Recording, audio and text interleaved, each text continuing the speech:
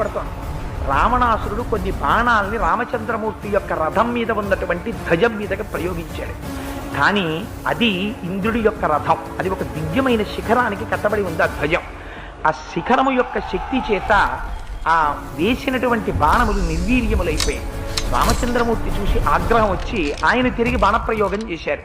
రావణాసురుడి రథం మీద ఉన్నటువంటి ధ్వజం విరిగిపోయి నేల మీద పడిపోయింది. ఈ రావణాసురుడు ప్రయోగిస్తున్నటువంటి మాయతో కూడినటువంటి అస్త్రంలోంచి కొన్ని వేల బాణాలని ప్రయోగిస్తున్నాడు. అంత భయంకరమైనటువంటి యుద్ధం ఇద్దరి మధ్య జరుగుతోంది.